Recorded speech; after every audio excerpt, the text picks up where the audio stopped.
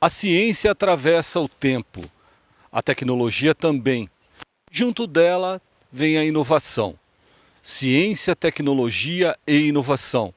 A palavra-chave para um país que pensa em desenvolvimento e o bem-estar social. Hoje começaremos uma série que contaremos vida e mostraremos o que essas pessoas fizeram pelo mundo da ciência e pelo mundo em geral. E a medalha internacional da Sociedade Internacional de Limnologia, SIL, veio para um brasileiro pela primeira vez. Professor Dr. José Galizia Tundizi. Foi ele que recebeu, representando toda a América Latina, essa honraria internacional. Nós poderíamos entender que muitos poucos puderam desfrutar de tão grande honraria. E ele sabe nos explicar muito bem o que significa isso. Professor, o que vem a ser essa medalha e a importância dela para dar visibilidade internacional para o Brasil na limnologia? Olha, essa medalha foi instituída pela Sociedade Internacional de Limnologia em 1932. E a cada 3 anos ela premia cientistas de diferentes países que contribuíram significativamente para a ciência. Nós sabemos que a ciência é uma ciência muito importante, porque ela estuda lagos, rios, represas, áreas alagadas, áreas pantanosas de todo o mundo. Então é uma ciência dedicada ao desenvolvimento de projetos de pesquisa e gerenciamento em águas interiores. Portanto, é a mais alta condecoração e a mais alta honraria que a Sociedade Internacional de Limnologia fornece para aqueles que se destacam nesse campo. No meu caso, a Sociedade Internacional de Limnologia decidiu que eu deveria receber a medalha pela minha contribuição sobre pesquisa em águas tropicais e subtropicais e também pela contribuição ao gerenciamento de águas tropicais e subtropicais, e aí me outorgaram a medalha. Uma medalha que representa bem os inúmeros trabalhos que Tundizi, justamente e junto com Takako, que é a sua querida esposa, fizeram pelo Brasil, pela América Latina. Inúmeros livros, várias publicações, muita pesquisa. Tudo isso acumulado leva o nome de uma pessoa a esse patamar internacional. Professor, foram vários livros que o professor publicou e muitos artigos internacionais, inclusive, né? Foram. Eu publiquei 47 livros e 535 artigos científicos. Relatórios e outras peças que eu publiquei, mas em termos de artigo científico e livro, foram 535 artigos científicos e 47 livros, e 2 que estão no prelo.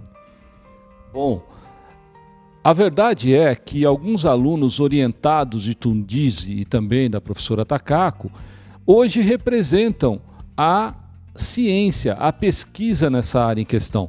Professor, explica aí, foram muitos orientados com temas diferentes? Foram. Eu e Takako orientamos cerca de 80 mestres e doutores. E temos também mais ou menos uns 300 ou 400 especialistas de quase todo o mundo nesse tema. Tema esse que, para a sociedade internacional, tem uma representatividade sem igual. Essas linhas de pesquisas representam aquilo que o mundo precisa, que a sociedade internacional pede. E Tundizi sabe bem explicar a importância da limnologia para o mundo e para o meio ambiente. Professor, a importância da limnologia para o mundo e para o globo. Olha, se você não entender cientificamente o que ocorre nos sistemas aquáticos de águas interiores, você não consegue resolver os problemas de contaminação, poluição e conservação. Então, esses sistemas aquáticos reservam as águas que vão funcionar para mobilizar a sustentabilidade do planeta.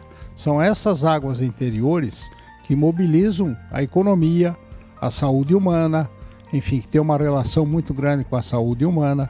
E, portanto, o conhecimento científico sobre essas águas é fundamental para fazer propostas de conservação, de gerenciamento, de recuperação dessas áreas. Então, sem esse conhecimento, você não consegue avançar nesses projetos. E avançar nesse projeto significa avançar no programa de sustentabilidade. Nós fizemos um cálculo de que o projeto de estudo da limnologia, de represas, rios, lagos, pântanos, etc., enfim, de todas as águas interiores, ele tem aproximadamente uma interface com cerca de 10 dos 17 objetivos do desenvolvimento sustentável das Nações Unidas. Então, para você ver a importância disso, porque interfere em saúde humana, interfere em qualidade de vida, interfere na economia, interfere na preservação da biodiversidade. Portanto, ele tem um papel fundamental. Em algum momento, o professor Tundizi pensou e concretizou algo que fica hoje marcado para a história da limnologia, inclusive na área da educação ambiental e da pesquisa, alicerçado na implantação de um centro chamado Centro de Recursos Hídricos e Ecologia Aplicada, a qual Tundizi ainda pensa muito em como melhorar.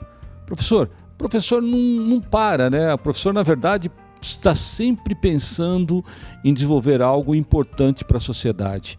E o CREA, como que fica nessa história? Como que fica? Olha, o Centro de Recursos Hídricos e Ecologia Aplicada, hoje ele se chama Centro de Recursos Hídricos e Ciências Ambientais. Ele é um centro atualmente da Escola de Engenharia. Eu fui 8 anos diretor desse centro antes de ir para o CNPq. Ele era um centro do Departamento de Hidráulica e Saneamento. E a gente se preocupa sempre com o centro porque ele é uma infraestrutura muito importante do ponto de vista de áreas de pesquisa, laboratórios, anfiteatros, biblioteca, enfim, é uma verdadeira instituição da Escola de Engenharia. E agora nós podemos dar um salto significativo. A minha proposta é que ele se transforme num centro internacional de pesquisa e capacitação.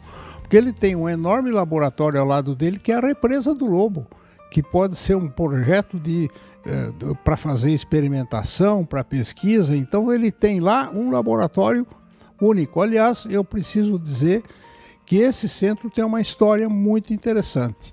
Ele começou em 1971, depois de uma visita que foi feita pelo engenheiro Macanho. O engenheiro Macanho foi um professor, acho que da Universidade de Iowa, dos Estados Unidos, contratado pela hidráulica com recursos da FAPESP para fazer um estudo para estabelecer um centro de engenharia ecológica nessa época. E ele fez um relatório conhecido como Relatório Macanho, que já delineava as principais linhas de atuação desse centro. Foi daí que nasceu a ideia do centro. O professor, eu tenho que dar crédito ao professor Rui Vieira, que foi quem manteve essa ideia e desenvolveu.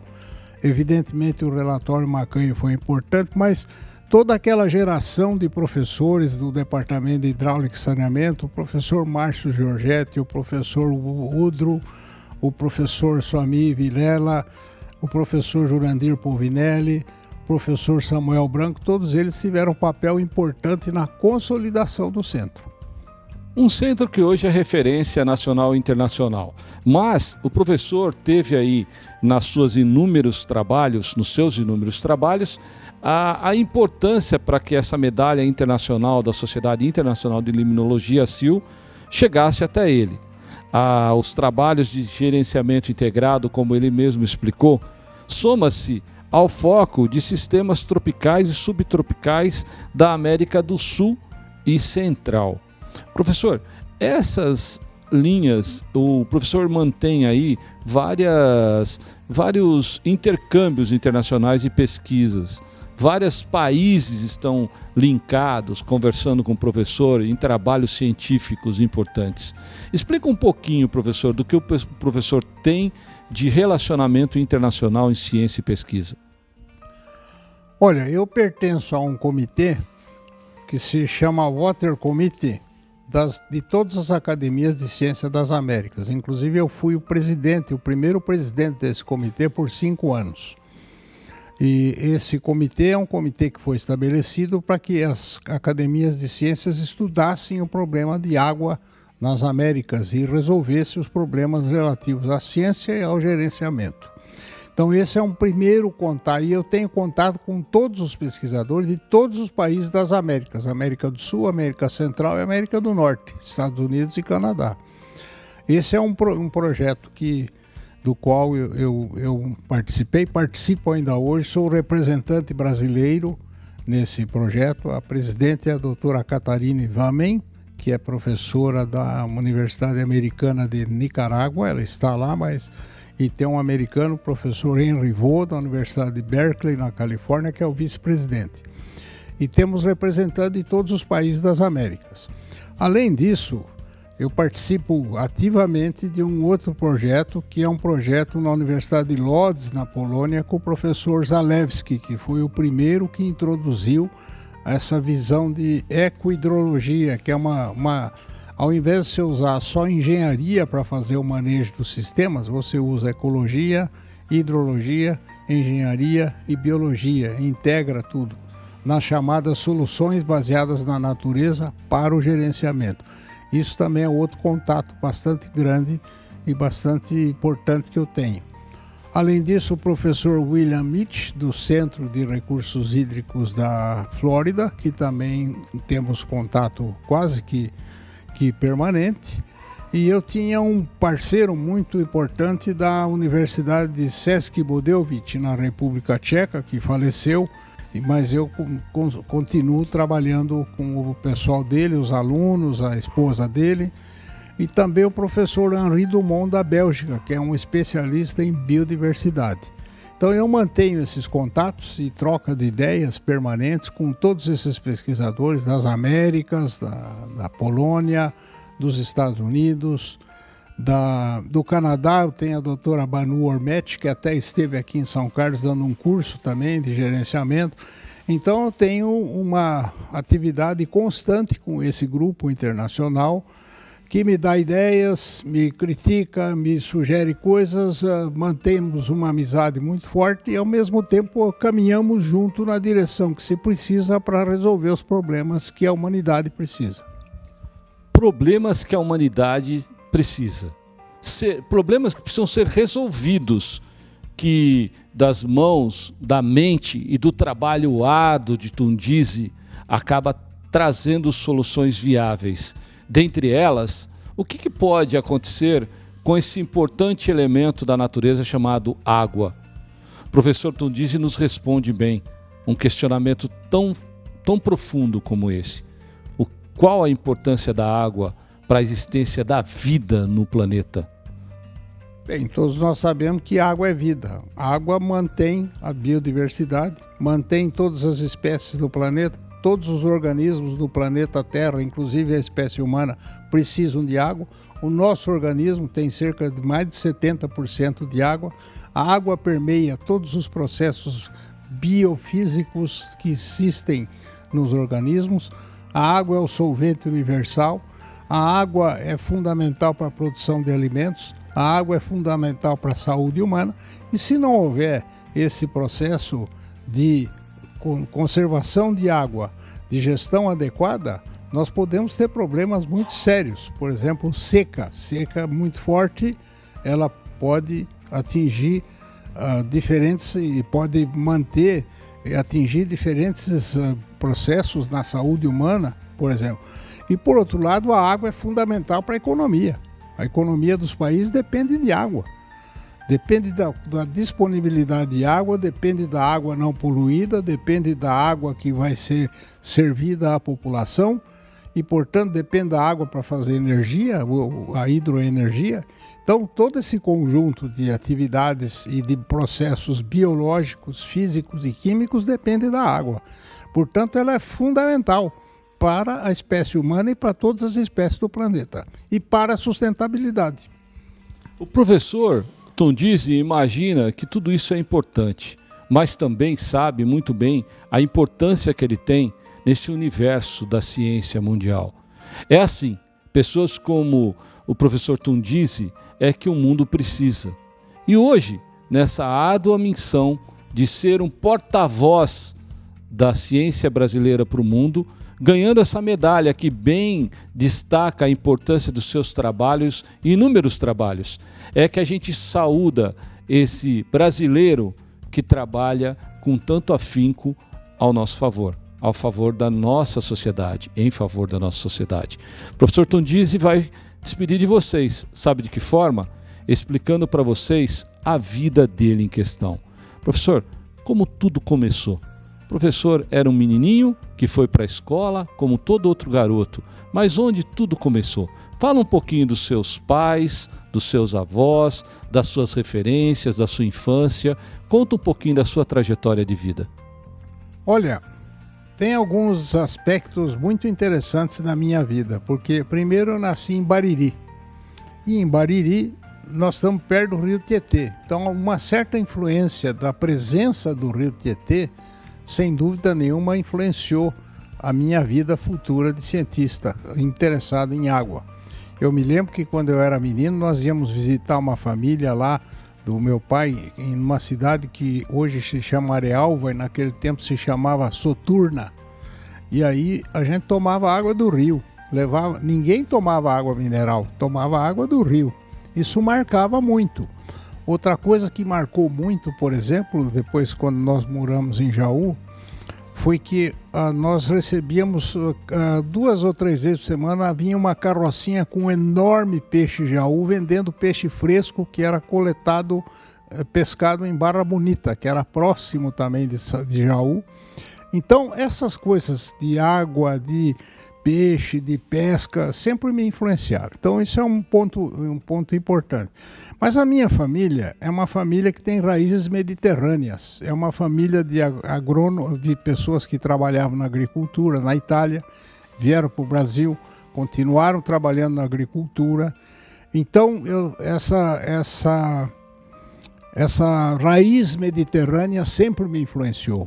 Sabe, a cultura mediterrânea, a comida mediterrânea, a música mediterrânea, que tem um pouco de música árabe também no meio, isso sempre me influenciou, né? Esse foi um marco na minha infância. Depois que eu terminei o colégio, eu fui para São Paulo fazer o curso de História Natural. O curso de História Natural, nessa época, a USP abriu cursos noturnos, que foi uma grande democracia para quem não podia manter as pessoas em São Paulo. A abertura dos cursos noturnos da USP foi uma dimensão democrática enorme, porque permitia com que as pessoas trabalhassem e estudassem à noite. Todos nós do interior, muitos de nós que vinham do interior para estudar em São Paulo, porque naquele tempo não havia faculdades no interior, então nós tínhamos que ir para São Paulo fazer as faculdades. Nós tínhamos esse problema, trabalhar para poder se manter em São Paulo. As famílias não podiam pagar o transporte, pagar a alimentação, pagar a pensão e etc. Então você tinha que trabalhar e fazer o curso noturno. Eu trabalhei em São Paulo, eu fui cobrador de ônibus 2 anos. Da Companhia Municipal de Transportes Coletivos, CMTC. Até que um dos professores meus do curso, professor de zoologia, um professor alemão, o professor Ernest Marcos, me disse: não, o senhor não pode continuar fazendo isso, o senhor precisa se dedicar à ciência. Eu tenho observado o senhor nas aulas e eu vejo quem é o senhor precisa ir fazer um estágio num instituto de pesquisa. E me indicou para fazer um estágio. Eu fui fazer o estágio. Foi aí que eu conheci a Takako, que depois ficou minha esposa, que já era estagiária do Instituto Oceanográfico e ela fazia também biologia. Nós casamos. Antes disso, eu fui fazer o mestrado na Inglaterra, na Universidade de Southampton, na Inglaterra, quando eu entrei na Universidade de São Paulo.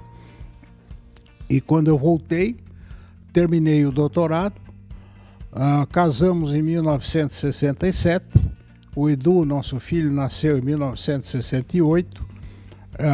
Eu ainda ontem estava lembrando com a Takako, eu ajudei ela nas coletas para o curso de para o doutorado dela, porque ela não podia ir, porque estava grávida do Edu, eu ia fazer as coletas para ela em Cananéia. Aí o que aconteceu?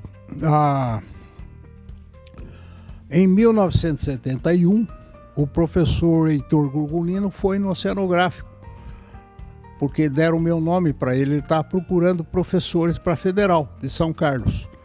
E ele me disse: olha, professor, eu quero fazer um curso de biologia lá em São Carlos. e eu gostaria de convidá-lo para ir trabalhar lá. Falei, olha, professor, eu falei, tem 2 problemas. Primeiro, eu tenho uma esposa que também é profissional. E segundo, eu sou oceanógrafo, eu não sou liminólogo. Aí ele falou, não, mas tem uma represa lá, o senhor pode trabalhar na represa. Aí, então, eu falei, bom, vamos ver. Vim aqui, acertamos, eu acabei vindo para cá e a Takaco chegou aqui em agosto de 1971. Mas aí aconteceu uma coisa muito interessante. Quando eu comecei a olhar o que se fazia em liminologia no Brasil, eu percebi que a liminologia estava muito ligada à engenharia sanitária. E aí, evidentemente, eu comecei a pensar que talvez precisasse mudar o eixo da ciência. Aí eu comecei a usar todas as técnicas que eu tinha aprendido em oceanografia em liminologia. Aí mudou a ciência. Isso foi que mudou a liminologia no Brasil. Porque eu comecei a usar uma série de técnicas que usava em oceanografia. Por exemplo, eu fui o primeiro que usou o carbono 14 para medir fotossíntese em lagos e represas no Brasil. Foi a técnica que eu aprendi na Inglaterra. Então, todo esse conjunto daí se transformou no projeto BROA, que veio daí muitos alunos começaram a se interessar e trabalhar conosco, eu e Takaco. A Takaco fez o doutorado em 1972, quando já estava aqui em São Carlos. Com todo esse processo, teve um ponto importante. Em 1976, nós fundamos o curso de pós-graduação em Ecologia e Recursos Naturais. Foi o primeiro do Brasil. Isso foi um esforço conjunto nosso. Eu me lembro que a Takaco fez o credenciamento do curso no MEC com 11 volumes. Naquela época você tinha que ter uma papelada enorme. Ela fez tudo nesse curso. Orientamos as pessoas, mestrado e doutorado, e aí continuamos. Depois, em 1978, o diretor científico da FAPESP me chamou e disse, olha, você foi escolhido para uma iniciativa da FAPESP. Naquele ano de 78, a FAPESP tinha iniciativas, chamava um pesquisador e colocava recursos para o pesquisador. Me deram 7 milhões na época, que eram uns $500 mil, mais ou menos, e deu para fazer um trabalho que ficou famoso no mundo todo, que foi a tipologia de represas do estado de São Paulo. Nós estudamos 50 represas em 2 anos, com trabalho de campo, trabalho de laboratório, enfim, e com alunos. Aí eu pedi para a FAPESP, eu falei, além disso aí, professor Saad, que era o diretor, eu quero uma outra coisa, eu quero 15 estudantes de iniciação científica. Eles me deram também. Desses 15 estudantes, hoje, 14 são professores titulares. Então você vê que a importância de você ter um processo de desenvolvimento científico. E aí essa nossa inserção internacional com os professores japoneses, o professor Margalef da Espanha, uma autoridade mundial, o professor Richard Wollenweider, que são pessoas que me ajudaram bastante a gente, nós fomos nos desenvolvendo. Em 1981 eu conheci o professor Jorgensen, que me convidou para participar de um projeto na antiga União Soviética. Eu tinha que ir 2 vezes por ano para a União Soviética. Depois, em 1986, um projeto grande no Japão me convidou para participar de um programa de gerenciamento no maior lago do Japão. Eu fiquei 20 anos nesse grupo. E todo esse conjunto nos levou para depois que em 1994, no dia 30 de dezembro, eu recebi a notícia pelo presidente da Academia Brasileira de Ciências que a Academia Brasileira de Ciências havia indicado meu nome para ser presidente do CNPq. É uma enorme surpresa, porque eu nunca esperava isso. E aí fui lá para o CNPq, fiquei 4 anos e depois voltei, me aposentei e aí fizemos um Instituto Internacional de Ecologia que começou a trabalhar em pesquisa e gerenciamento e que até hoje trabalha em pesquisa e gerenciamento. Então essa é um pouco da história nossa e da nossa trajetória ao longo do tempo, que nos permitiu não só produzir o que a gente deveria produzir em termos de pesquisa, gerenciamento, mas também transmitir os conceitos de pesquisa para muitas pessoas e divulgar a ciência. Nós temos que agradecer muito, e eu sempre discuto isso com a Tacá, com a professora Marta Vanucci, que foi a diretora do Instituto Oceanográfico, foi a minha primeira orientadora e que tinha uma cultura muito grande.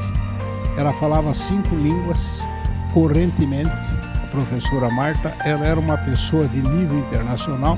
Isso não só nos impressionou muito, mas nós aprendemos muito com ela o que era um cientista, o que precisava para fazer ciência. E para fazer ciência você precisa de 3 coisas. Você precisa ter inspiração, você precisa trabalhar muito, e você precisa ter não só inspiração e dedicação, mas você precisa ter uma firme convicção daquilo que você está fazendo e como você pode contribuir com essa ciência para mudar a humanidade, para mudar a história da humanidade. É o que a gente faz até hoje. É dessa forma, pensando grande e fazendo muito, com muita intuição, transpiração e trabalho, certeza do que está fazendo e muito mais que isso, uma família sólida e uma esposa que está ao seu lado, também uma excelente pesquisadora, é que nós temos que aplaudir de pé cientistas como o professor Dr. José Galizia Tundizi, que merecidamente recebeu essa honraria internacional. Os nossos aplausos, parabéns Brasil, parabéns a toda a sociedade brasileira, que quando entende que ciência, tecnologia e inovação é feita desta forma aqui, como foi relatado pelo professor Dr. Tundizi. Meu nome é Kleber Chicrala e a gente se vê no próximo programa. Até lá.